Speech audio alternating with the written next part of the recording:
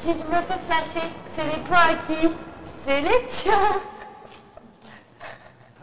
Tu veux pas que ce soit les tiens? Si. Bon bah alors, ça te dérange pas? Mais je me suis encore jamais fait flasher, t'as encore 12 points. Hein. Ah, tu l'as pas dit? Je ne t'en pas dire. Je dis que je vais aller à l'éléphant bleu pour la nettoyer devant, pour passer l'aspirateur. J'arrive, je passe tout l'aspirateur dedans, d'un seul coup, je redémarre, plus rien. Plus rien. Je dis, qu'est-ce que je fais? Elle m'a appelé au boulot. Elle me dit, Fanny, je suis en panne. Je dis, bah c'est bien, je suis au boulot, qu'est-ce que tu veux que je fasse? Alors du coup, j'ai appelé Pierrot. Puis Pierrot vient, il me dit, bah, t'as plus de batterie, t'as plus de batterie. Donc du coup, j'ai appelé Renault Assistance, ils sont venus, ils m'ont tout changé. Gratuit. J'ai rencontré la famille Salmon en 2008, alors que Michel était victime d'un AVC à 53 ans. Les médecins venaient de le sauver, mais le diagnostic était posé, locked-in syndrome. Il vit depuis parfaitement conscient, sans pouvoir parler, sans pouvoir manger, sans pouvoir bouger aucune partie de son corps. Michel réclame aujourd'hui l'application de la loi Leonetti. Cette loi lui donne le droit de mourir en demandant aux médecins d'arrêter les traitements qui le maintiennent artificiellement en vie. Pourtant, la médecine reste sourde, appliquée à des soins dont Michel ne veut plus depuis longtemps. Je décide de filmer son combat pour être entendu. Un matin, on m'appelle sur mon lieu de travail en me disant « Votre mari a fait un AVC, mais ne vous inquiétez pas, tout va bien. » Arrivé donc à l'hôpital Saint-Joseph, je vois mon mari allongé. Il avait l'air bien, bon, il était un petit peu paralysé du visage, il était dans son lit, bronché un peu partout, et puis il me dit, il parlait, j'ai laissé mon vélo à la gare, Catherine, il faut aller chercher mon vélo. J'ai dit, mais t'inquiète pas, ton vélo, je vais aller chercher, t'inquiète pas. Et je vois mon mari qui était comme ça et qui fait, je vois plus clair, je vois plus clair, je vois plus clair. Je lui dis, mais qu'est-ce qui t'arrive? Et d'un seul coup, il est parti. Et dans la nuit, ou le lendemain matin, on m'a appelé en me disant, écoutez madame, votre mari est en lock-in syndrome. Je lui dis, qu'est-ce que c'est madame, un lock-in syndrome? Je n'avais jamais entendu parler d'un lock-in syndrome. Elle me dit, c'est quelqu'un qui est renfermé dans son corps. Première ligne. E, J, A. Première ligne. Deuxième ligne. Troisième. F, B, V, H, G. Première ligne. Avant, il était très sportif, toujours en action.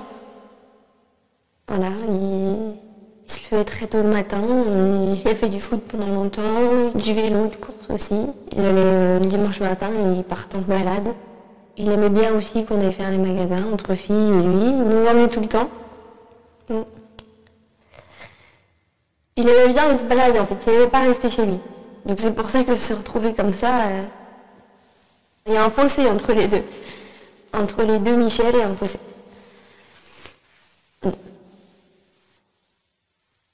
Et un jour, on me dit, Madame Salmon, votre mari, pour pouvoir vivre, il faut lui poser une trachéotomie.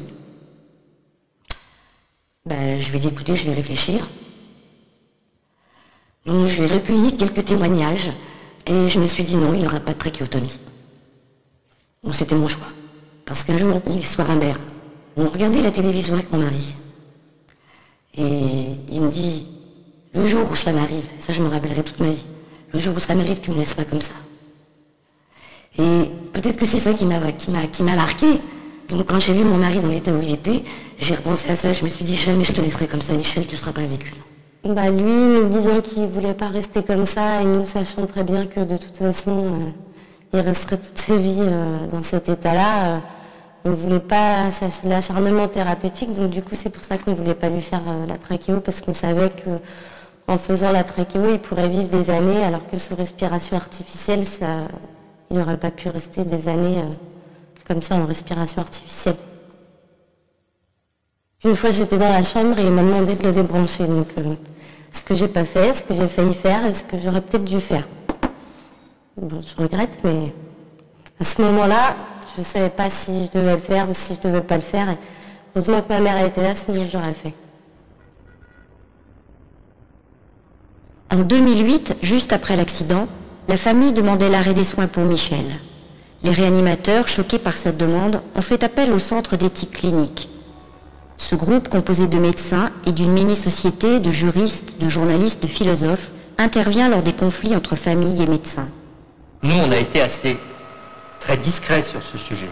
C'est vrai qu'on ne lui a pas dit l'état actuel est irréversible, est irrémédiable, ça va être votre vie pour les années à venir. Et je pense que sa famille lui ont dit les choses.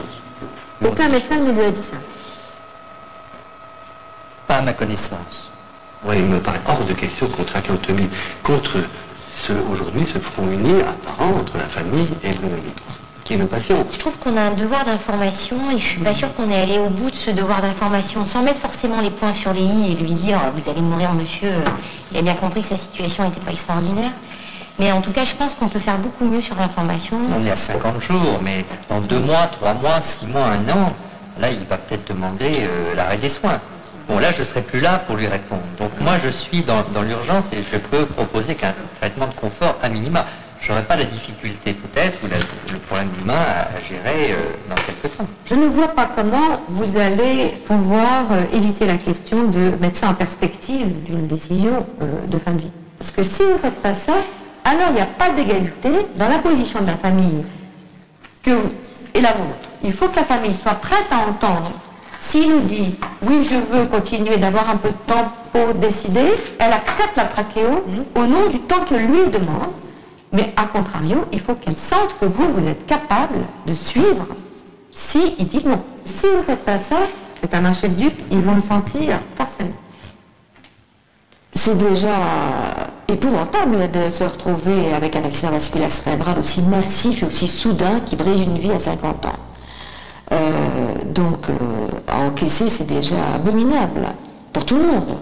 Pour lui, pour sa femme, pour ses filles, pour toute la famille, pour ses amis, Et voilà. Et donc, ce qu'on doit à ces gens-là qui subissent une épreuve terrible, c'est d'essayer d'adoucir le sort du destin qui est épouvantable. Mais on peut se demander c'est quoi notre métier de médecin et de soignant quand même. Parce que, est-ce que c'est de soigner à tout prix ou est-ce que c'est de soulager la personne qui est malade? Le soin, il a d'abord été fait pour soulager la personne qui est malade et qui est en demande. Et donc si cette personne qui est malade et en demande nous demande quelque chose, c'est peut-être ça qu'il faut écouter d'abord, plutôt que de dire moi ma règle de l'art dit je soigne, je respecte la vie quelle qu'elle soit. E, J, A, R, I, N, deuxième. U, L, O, M, O. Lui non plus? Qui lui non plus? Il y a une suite? Lui non plus, première. E, J, A. Lui non plus, A pas. Première. Vieilli. Il est du mois d'août, lui. Mais les médecins lui ont dit que ça irait mieux. Qu'ils lui font la trachéotomie pour pouvoir vivre. Et voilà. Ils lui ont pas dit qu'il était infirme. Ils lui ont jamais dit qu'il était tétraplégique. C'est tétraplégique. Ils lui ont jamais dit ouvertement qu'il était tétraplégique. Jamais. C'est moi qui lui ai dit. Ils s'en est rendu compte 3 ou 4 mois après, on m'a dit qu'il était tétraplégique. C'est marqué dans les cahiers. Je suis tétraplégique, je suis foutu. J'ai dit, mais ils ne l'ont pas dit.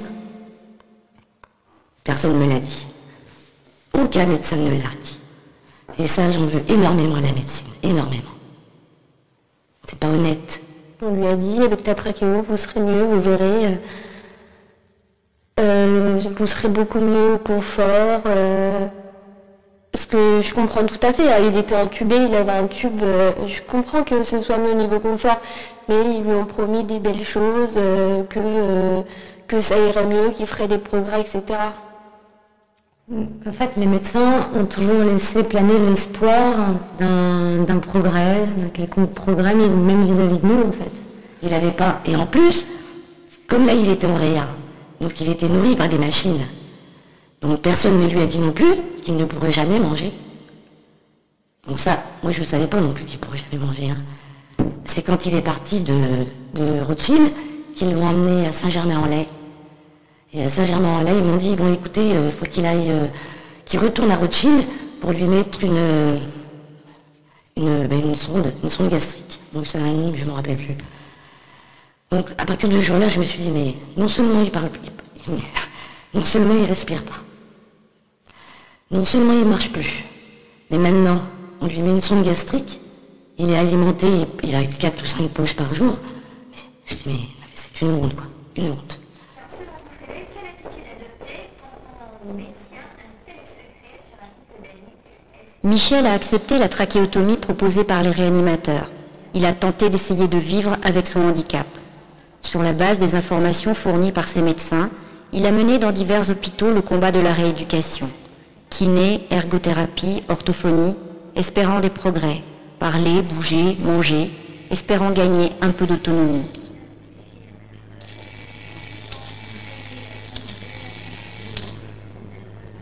Dès le début, un médecin nous a dit que le seul progrès éventuel, ce serait de bouger un ou deux doigts. Oui, mais c'est ce qu'il fait.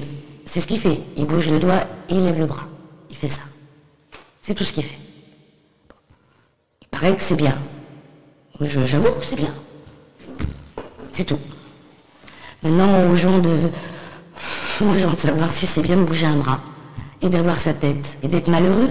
D'être malheureux. Qui pèse sur vos épaules, puisque vous considérez que vous avez très proche, vous avez été très flatté par le fait qu'il vous fasse ces coïncidences. Ce secret est devenu très très lourd à porter.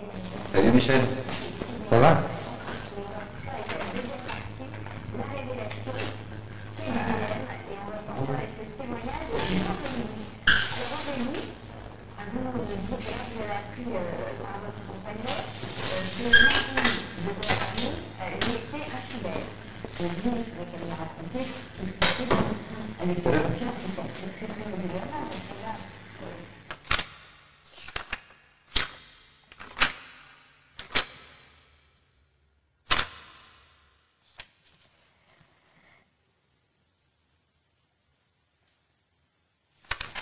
Moi, je me rappellerai d'un jour où je suis arrivée à Saint-Germain. C'était le jour de mon anniversaire. Et il avait fait marquer par les infirmières bon anniversaire, ma chérie. Je crois que c'était mes 18 ans.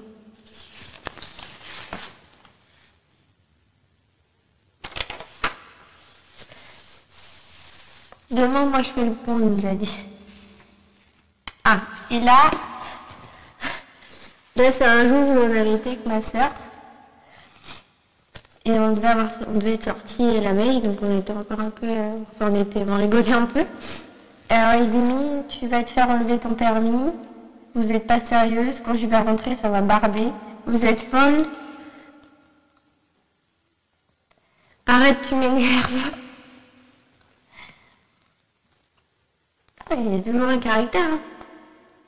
Quand il était à Saint-Germain, j'étais au chômage, donc du coup j'y allais tous les jours. Donc je le voulais bien, mais c'est vrai que si j'y allais pas, j'avais un peu des remords en me disant que je suis là à rien faire alors que je pourrais être auprès de lui à l'hôpital. Donc c'est vrai que pendant un an, j'ai été pas mal à l'hôpital. Mais ensuite, quand il était à Hyères, c'était un peu plus compliqué parce que c'était plus loin. Donc du coup, j'y suis allée un week-end. Et puis après, à Berck, j'y vais une fois par mois. Ou 2 fois par mois, le week-end. 1, 2, 3, 4, 5. Quand je serai à 5 ans. Ah, je serai à 55 ans. Tu étais à 55 au début, et avec la réforme, tu es passé à 57 ans. Voilà, et moi je suis passé à 59. Passé devant toi, t'as vu? Mais rassure-toi que dans quelques années, on sera tous à 60 ou 62 ans. Tous. SNCF, ne me dis pas que tu es fatigué à 57 ans. T'as plus de truc avec le charbon. Il faut arrêter les conneries, là. Eh oui, non mais c'est vrai. Ça, c'était des lois après la guerre. Avec le mec qui foutait le charbon, mais c'est fini, ça, là. La société, elle évolue, couillon. Moi, je suis toujours resté dans le roi de l'ami, et à chaque fois, j'ai fait l'effort quand je vais le voir, de rigoler. moi j'y vais, bon, je sais que c'était un moment difficile, je sais qu'on n'avait pas dansé avec des castagnettes, mais on est allé raconter je racontais souvent des blagues, je racontais ce qu'on faisait, etc., histoire de le faire un peu sourire, de passer à autre chose. Je n'allais pas dans un but de le voir sur son lit, quoi. Parce que sinon c'est atroce, quoi. Il sait très bien qu'il ne remarchera jamais, qu'il ne remangera jamais. Et donc je crois que c'est ça qui... Il n'aurait jamais à revoir sa maison. Il nous l'a dit souvent. Et je crois qu'il s'est fait une idée de sa vie. Il a mis ma vie, c'est quoi? Le lit, le fauteuil, le lit. Voilà ce qu'est ma vie. Et ça, je crois que c'est très difficile à supporter. Quand il rêve, il y a beaucoup de rêves où il est encore valide. Forcément. Donc, ça doit, le matin, quand il peut pas bouger, qu'il est obligé d'appeler, ou s'il a mal, s'il est mal positionné, ça doit le ramener rapidement à la réalité. Il est passé par plusieurs phases. Au début, il était triste parce qu'il se rendait compte de l'état où il était. Après, je pense qu'il avait de l'espoir avec ce que les médecins lui disaient, donc il faisait pas mal d'efforts. Ensuite, il y a eu une autre période où il a vu que les efforts qu'il faisait, ça servait à rien. Et là, je pense qu'il a encore mieux compris dans l'état où il était. Ensuite, donc après ça, il y a une période de tristesse. Et puis après, c'était une période de... Je sais pas comment définir ça, mais quand tu nous voyais, il riait pour que tout aille bien, mais il savait pertinemment qu'il savait comment il était et que... Voilà. Mais il a compris assez tard quand même que la situation ne changerait pas. Puis bon, on n'allait pas là-bas pour lui dire non plus. Donc,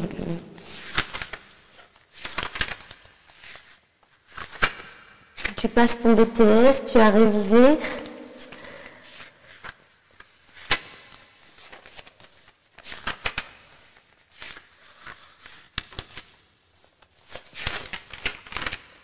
Voilà, il nous disait la tondeuse, il faut passer la tondeuse devant, derrière, il faut enlever la clé.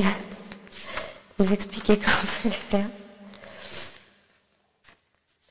Les filles, dès le début, il faut voir, c'est quelque chose qui nous a surpris, là. Le dévouement de ces filles qui ont même gâché leur scolarité. Hein. Bon. Mais est-ce que c'était pas nécessaire? Elles avaient peut-être besoin de se raccrocher à ça, comme Catherine, son épouse. Mais maintenant, il faut qu'ils rebondissent, ces personnes-là. Ils ne peuvent pas vivre, continuer à vivre comme ils vivent, avec la galère qu'ils ont connue, tous les problèmes, parce que pas tout d'être malade, de tomber comme lui dans une maladie un peu compliquée, mais il faut gérer le quotidien du reste de la vie. Et elle en a eu des galères. Première ligne. Deuxième. U, L, O, M, D. Première ligne. E, J, A, R, A. Il n'y a que moi qui disais qu'il voulait mourir. J'en peux plus, je veux mourir, je suis foutu. Je lui disais, oui, mais pourquoi tu le dis qu'à moi? Ta mère, elle vient te voir, tu lui dis pas, tes frères viennent te voir, tu leur dis pas. Même à tes filles, tu leur dis pas. Je sais pourquoi tu le dis qu'à moi. Bon, il parle pas, hein, c'est avec l'alphabet. Hein. Et il me dit, mais parce que toi t'es ma femme et tu peux comprendre. Catherine nous disait toujours tous les mots qu'il pouvait avoir sur sa fin de vie, il en parlait qu'à elle.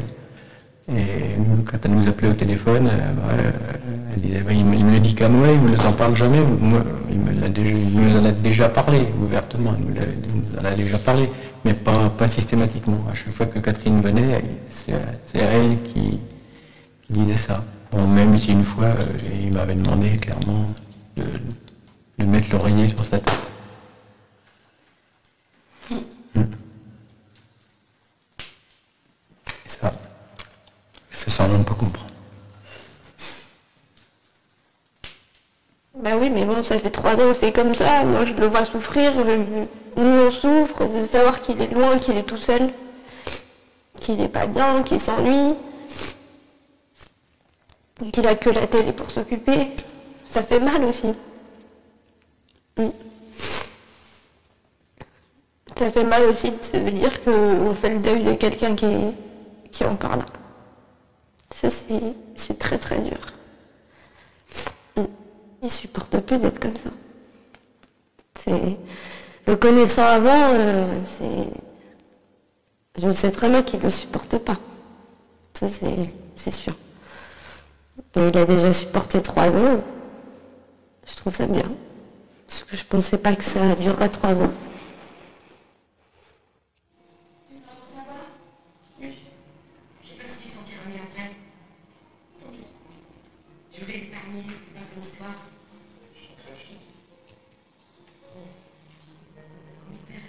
Première. Deuxième. U. L. U. Première. E. Première. Deuxième.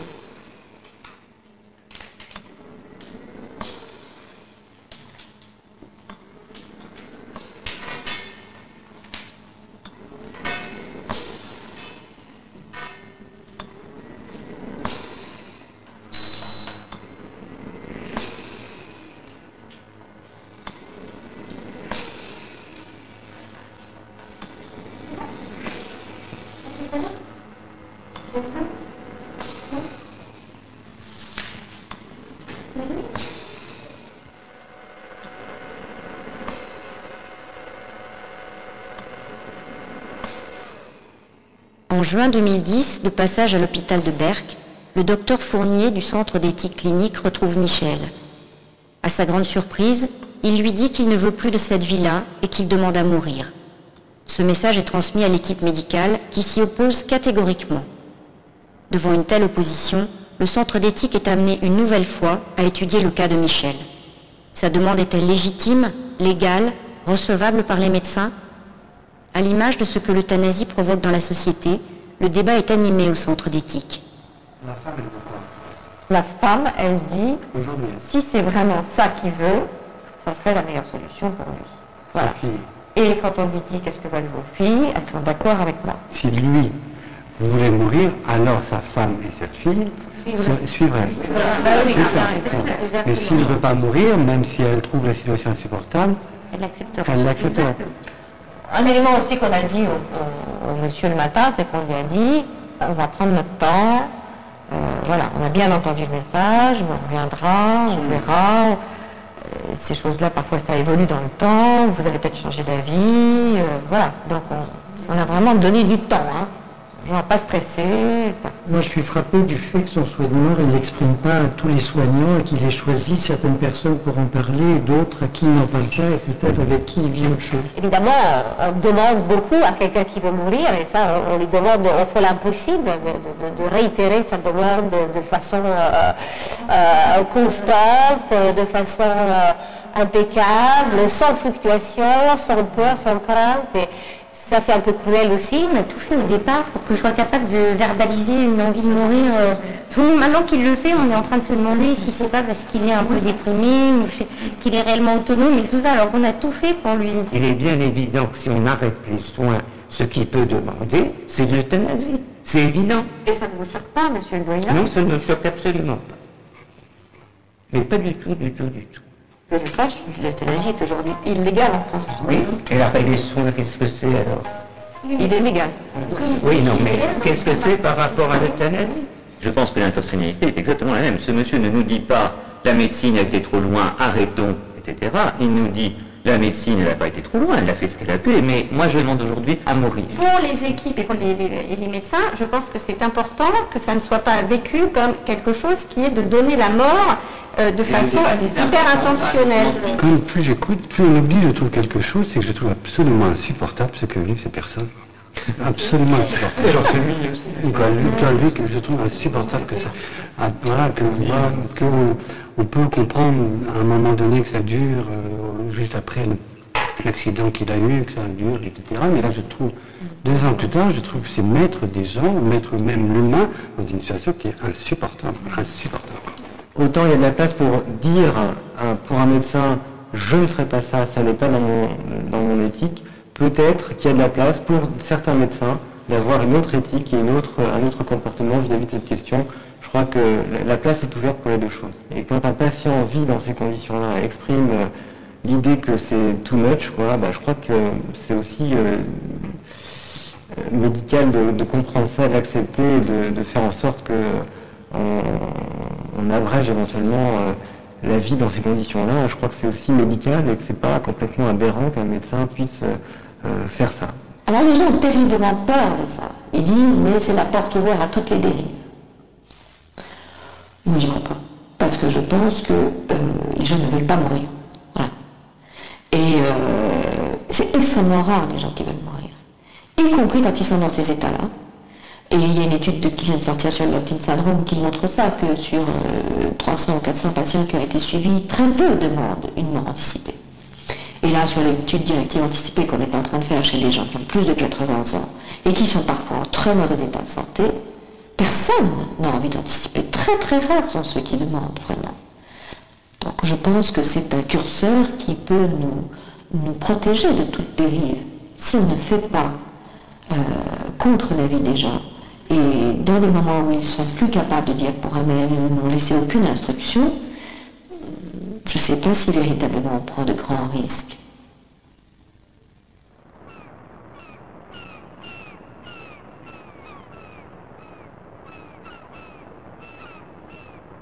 Depuis 6 mois, la situation est bloquée, plongeant Michel et ses proches dans un abîme de cruauté. La loi Leonetti prévoit pourtant qu'il est du devoir des médecins d'accéder à la demande des patients comme Michel qui réclament l'interruption de leur traitement. S'ils sont d'accord en théorie, les acteurs médicaux invoquent tous une bonne raison pour ne pas agir. Entre Berck et Paris, les membres du centre d'éthique bataillent pour convaincre qu'il est du rôle et du devoir de la médecine d'accompagner Michel jusqu'à la mort qu'il demande. Moi, je comprends le désir de M. Salmon, mais ne pensons même pas le faire ici. Si j'étais suivi par l'équipe, oui, je le ferais, je pense. Pourquoi? Parce que une fois avoir vraiment admis que c'est, et je pense que c'est le cas, que c'est le désir du patient. Mais je vous dis, ne pensons même pas le faire ici. Si c'était moi, je demande la même chose. Ça, c'est sûr et certain, donc connaissance de cause et tout ça, donc je veux demander aussi de départ. Accélérer mon départ le plus tôt possible. Donc, professionnellement, avec tout ce que j'ai fait jusqu'à maintenant dans ma carrière et tout ce que j'ai vu donc mes collègues donc faire, c'est prolonger la vie de quelqu'un, améliorer. Donc, voilà. C'est ma mission jusqu'à maintenant. J'ai jamais accompagné quelqu'un. Donc accélérer sa... Donc, abréger sa vie. J'ai jamais fait ça. C'est sûr que pour l'instant, c'est pas naturel de provoquer un décès. On n'a pas fait d'études pour ça et on ne fonctionne pas pour ça. On n'a pas été formaté pour ça. Ah oui, tout à fait. Et la réalité, c'est que ici, on est fait pour la rééducation, enfin, pour faire des soins, bon, plus spécifiquement de rééducation. Et non, je pense que l'équipe ne peut pas assumer ça. Parce qu'on aimerait, nous, être les étages des équipes soignantes. Parce que quand même, les équipes soignantes, elles sont d'abord au service des patients. Donc dire, on fait passer l'équipe soignante avant le patient, est-ce qu'on n'est pas en contradiction avec notre propre métier? Il y a une question qui peut être posée à M. Salomon. Est-ce que ce désir de mourir, est-ce que vous voulez aller immédiat ou vous donnez une chance pour aussi progresser? Si cette question se pose, et vous dire oui, j'attends un petit peu la progression et tout ça, c'est que il faut pas parler donc de cette idée donc de mourir, donc il faut l'écarter. Tout à fait. Mais moi, je crois que de toute façon, c'est jamais quiconque qui va le pousser dans ce chemin-là. Hein. Ceci dit, il a dit des choses de façon tellement forte que c'est quand même un peu aussi difficile de le faire comme si on n'avait rien entendu, quoi. Hein. Mais finalement, le restaurer dans sa possibilité d'être un tout petit peu maître de son destin, de ce qu'il en reste, c'est une façon de l'honorer, de le respecter. Je pense que pas très bien ce qu'on peut faire d'autre, quoi. Première ligne. Deuxième. U, L, O, M, D. Première ligne. Deuxième. Troisième. F, D, V, H, G, S. Première ligne. E,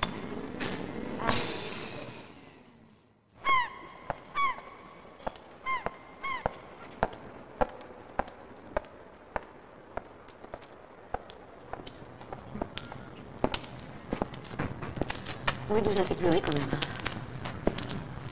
Chaque fois qu'on pleure.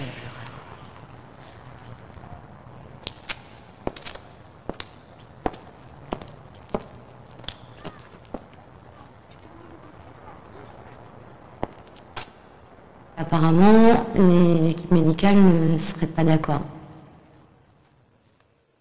Pourquoi?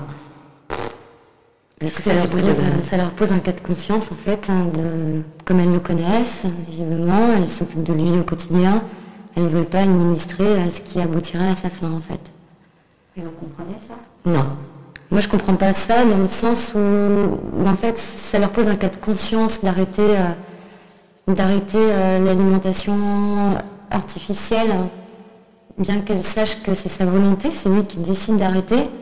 Mais je comprends pas en fait que ça leur pose pas un plus gros cas de conscience de revenir tous les matins et de continuer à alimenter artificiellement tout en sachant que lui, il veut plus de ça. Et moi, je me mets à leur place, le personnel soignant, et moi, ce serait un cas de conscience bien pire, d'aller contre la volonté de quelqu'un en sachant qu'il n'y aura pas d'évolution possible, qu'il a décidé d'arrêter et qu'en plus, il y a une loi qui est là et elle risque rien à appliquer la loi. On rentre. Il fait froid. Ah ouais,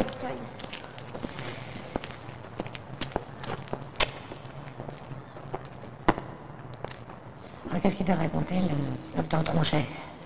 Ah, toi, qu'est-ce qu'il a raconté? Moi, j'ai pas eu. Fournier. Fournier. Tu fais l'alphabet? Première ligne. Deuxième. Première, E, J, A, R, I. Première ligne. Deuxième. Troisième. F, B, V, H, G, S. 3 pistes. C'est là, quoi, ça, 3 il dit pistes? enlever la trachéo, arrêter de me nourrir, c'est ça. Là, mais qui veulent pas le faire à Berck, ça, il t'a dit? Ah, c'est ça. Et il t'a dit aussi qu'il serait capable de le faire? Où? Dans un hôpital à Paris. Chez nous. Tu veux vraiment? Tu veux vraiment? T'en as trop marre.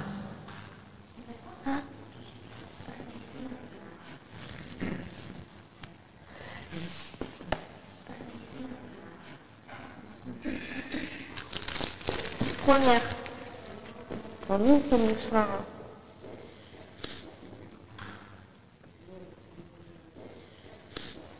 E, J, A, R, I, N. Personne. Première. Deuxième. U, L, O, M, D, P. Personne ne veut se mouiller. Ben si, les médecins, ils veulent. Hein. C'est les infirmiers, les aides-soignants qui ne veulent pas. Et parce qu'ils voulaient le faire ici, mais les aides-soignants, les infirmiers, ils ont dit on ne veut pas de ça chez nous. Mais le docteur Tronchet, il veut bien le faire. Hein. Il faut juste un endroit. Parce qu'ils ne vont pas faire ça sur la plage, ils ont dit. Ou sur un parking. Sur la plage. Ta voiture coule. T'es malade ou quoi? T'as le mec qui coule. Oh là là. T'es enrhumé?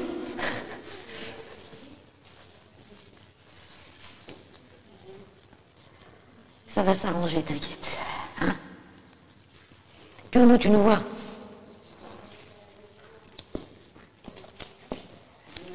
Bon, on va parler d'autre chose. Ouais. Hein? D'accord? On parle d'autre chose. C'est pas une vie d'aller voir quelqu'un, vous savez. D'arriver, de le voir malheureux, il nous voit malheureux. Et de pleurer, c'est pas une vie. C'est pas une vie. Ça fait 3 ans. Et vous voyez, au début, je voulais que mon mari parte. Au début. Avec mes enfants, on voulait. On voulait pas qu'il reste comme ça. Maintenant, alors, moi je me rappelle, les médecins m'avaient dit, mais Madame Salmon, vous voyez, vous verrez, on s'habitue. Mais bien sûr qu'on s'habitue. Et je peux vous dire qu'on s'habitue. Ouais. Et j'en suis consciente maintenant qu'on s'habitue. On va le voir. Il est là, il est vivant. On s'habitue. Même moi, même à la première, je sais même pas. Il veut partir. C'est lui qui demande à partir. Et moi, je me dis, mais j'ai même pas envie qu'il parte. Tellement je me suis habituée à voir comment il est. Vous vous rendez compte? C'est incroyable. Incroyable. Voilà. Alors que ce sera un soulagement vraiment pour tout le monde. Mais moi, la première, je me dis, on est content de le voir. Malgré de le voir comme il est, malheureux. Je sais pas si je voudrais le voir partir, je sais plus. Je sais plus. Voilà. Ils sont là à revendiquer qu'il faut soigner les gens, mais soigner quelqu'un qui ne veut pas être soigné, faut le laisser ne pas se soigner et l'accompagner. Et... Surtout qu'ils se sont rendus compte qu'au final, ils avaient tort, puisque nous, au début, on a toujours voulu qu'ils partent. Et que pour eux, maintenant, ils se disent, on a eu tort parce que maintenant, c'est lui qui le demande. Et que pendant 3 ans, il n'y a pas eu de progrès. Et que ce soit lui qui le demande maintenant, c'est un échec pour eux. Parce qu'il l'aurait fait il y a 3 ans, la famille aurait moins souffert, lui aussi. Donc oui, c'est dur pour eux, oui.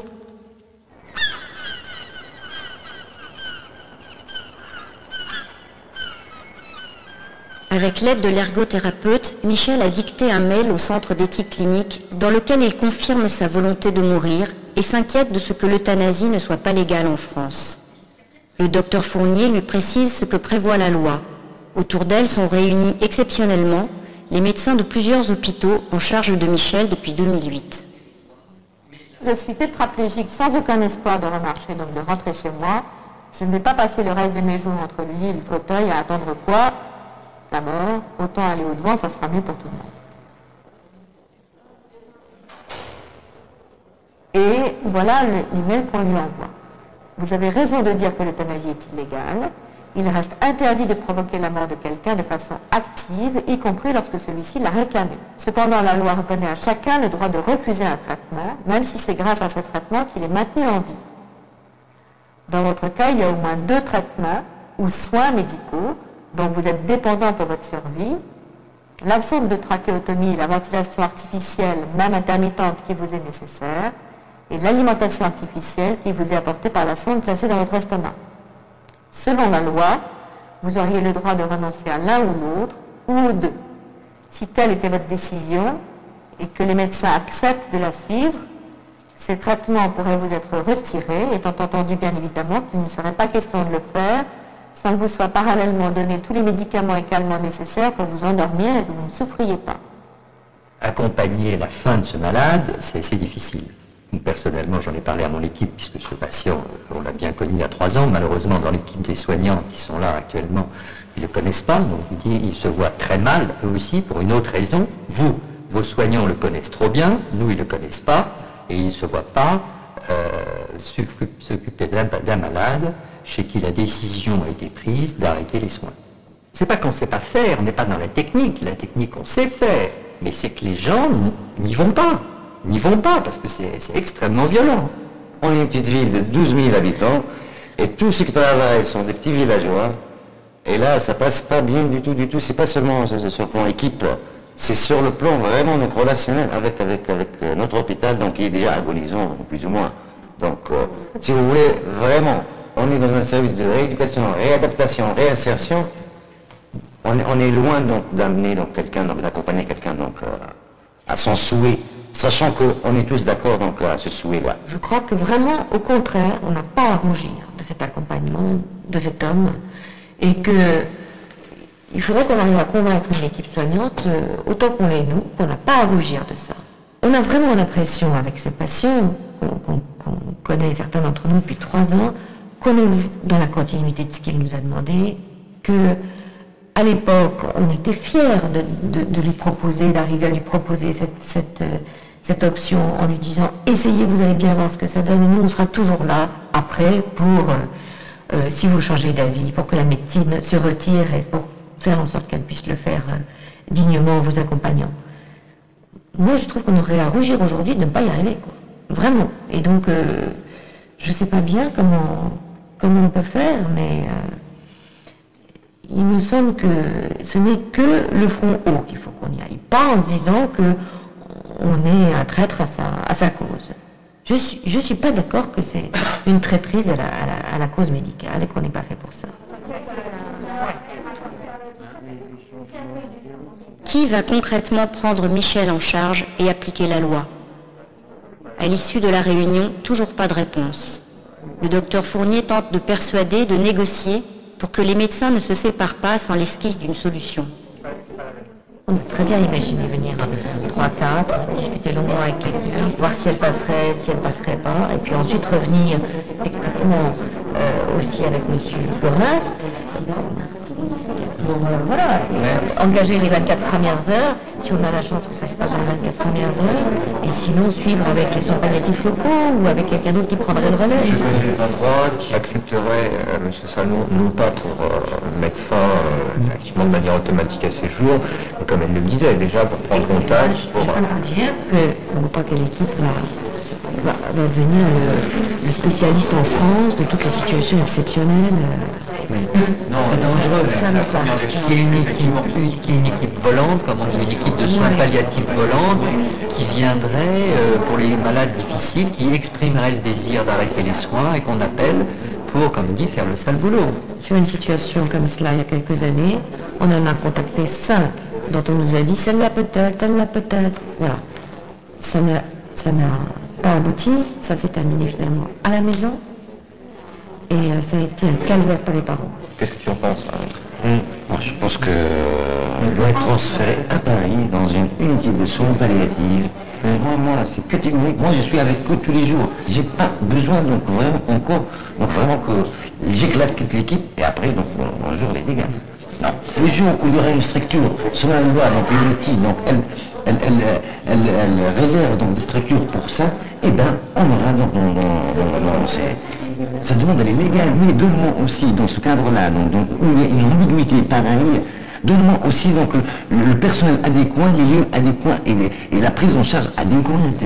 Ça se fait pas en un jour. On peut pas mettre des personnels adéquats dans toute la France. Là, on peut pas être donc derrière donc cette prise en charge courageuse, vraiment donc une prise de décision qui demande un courage énorme. On ne demande pas de le faire, on vous demande simplement. Oui, que j'ai des gens qui ne peuvent pas l'assumer derrière. On ne vous demande pas de l'assumer, ni vos gens non plus. Hein, on demande simplement aux gens qui veulent bien l'assumer, et puis nous, on viendra en appoint et en appui, et on ne viendra pas 2 heures. Il faudrait quand même avoir un soutien, au moins un accord de principe de l'équipe, même si on ne leur demande pas d'être physiquement présent. Il faudrait qu'ils sachent que... Il devrait y avoir. Dans la mesure où ils disent, on comprend la demande du patient, on comprend qu'il puisse aller jusqu'au bout. On ne veut pas le faire, mais on comprend sa démarche. Il faut trouver la façon de le faire le mieux possible. Voyez avec eux ce qu'ils vont vous dire.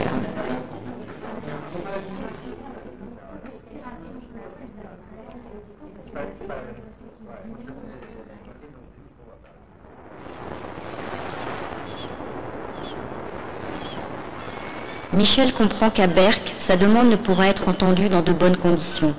Restent donc 2 possibilités, être transféré dans un autre hôpital qui accepte sa demande ou effectuer le retrait des soins à la maison.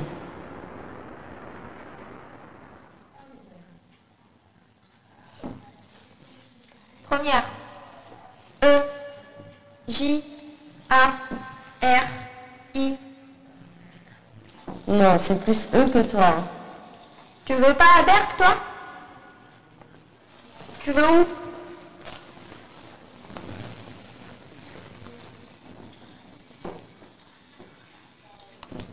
Pleure pas, on va commencer à pleurer. On va parler d'autre chose, d'accord? Allez. Il va y avoir du monde du coup ce week-end à Berck s'il y a le C'est de là aussi, nous. C'est aujourd'hui et demain? Il y a plein de motos partout.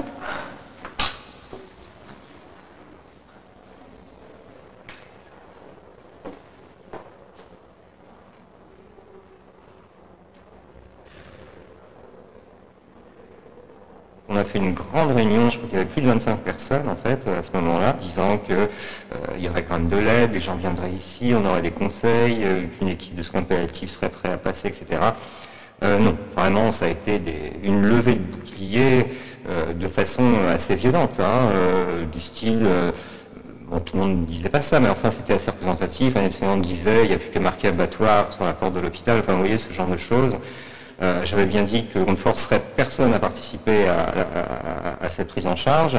Et une infirmière a dit, et je crois que ça représentait un petit peu ce que les autres pensaient, le simple fait, bien sûr que je n'y participerai pas, mais même le simple fait de savoir ce qui se passe dans la chambre à côté, moi je demanderais à changer d'unité à ce moment-là. Enfin vous voyez, c'était vraiment des résistances extrêmement fortes. Donc voilà, moi ça me paraissait totalement incontournable. On ne va pas le laisser comme ça encore 5 ans parce qu'il n'y a pas d'endroit. Donc, ce ne sera pas ici parce que ce serait trop dur, mais ma tante, on en a parlé ensemble et elle a dit que chez elle, ce serait possible. Donc, s'il n'y a vraiment pas d'hôpital qui accepte de le faire, on le fera dans une structure familiale. Si c'est cette possibilité. Au pire des cas, j'espère qu'ils accepteront, au moins que ça se fasse au domicile. Ah, j'en sais rien, peut-être qu'ils voudront pas non plus. Moi, je sais pas. Et vous êtes prête à ce que ça se passe chez vous? Virginie, oui.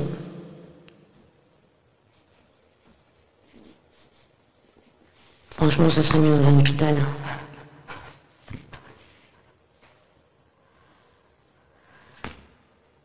Voilà. Là, je pense qu'il est prêt à partir, parce qu'il ne voit pas d'autre issue. De faire souffrir sa famille. Je pense que lui aussi, il souffre. Je pense que... Et d'ailleurs, quand j'étais la dernière fois, tout en rigolant, parce que j'ai posé des questions quand Catherine était partie à l'extérieur, etc. J'ai posé la question, j'ai demandé, mais comment tu voudrais organiser ton départ? Qu'est-ce que tu voudrais qu'on garde à toi? Il m'a dit, mais vous réunissez-vous tous, la famille et les amis, faites une fête, buvez un coup à ma santé, sans pleurs. Voilà, il a envie de partir, enfin il a envie que l'on ait un moment d'union avec tout le monde, avec un souvenir positif de Mimi, qu'on garde que les moments et qu'on oublie un peu cette maladie de 3 ans, cette étape de 3 ans, et qu'il parte à la sérénité. Première. J. E. Première. Deuxième. Troisième. F. B. V. H. G. S. Première. Deuxième. U. Résumé.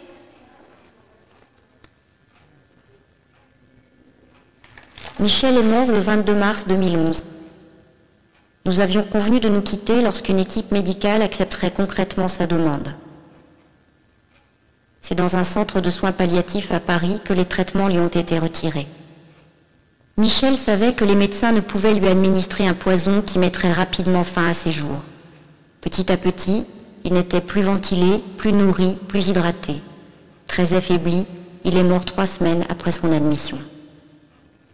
Finalement, il est mort de sa mort, mais avec un certain nombre de choses qui ont été faites avant, la médecine s'est retirée petit à petit en réintroduisant un anxiolytique, mais sans ça, la médecine s'est retirée de tout ce qu'elle lui avait imposé tout au long de sa maladie. Nous, on a été dans une démarche de soins palliatifs, et donc on a essayé de mettre en œuvre tout ce qu'on a l'habitude de faire. Alors, c'est là où on se retrouve dans ces situations à avoir à arrêter des choses comme de l'alimentation et de l'hydratation, alors que probablement, on aurait en amont réfléchi sur ce que l'on fait en trop pour la personne, on aurait probablement évité la situation telle qu'elle était. Arrêter l'alimentation et l'hydratation, voilà, c'est pas très satisfaisant. En même temps, on avait une réaction de sa femme au moment où on lui a dit, mais finalement, l'alimentation est complètement arrêtée, mais elle a dit, mais c'est pas possible.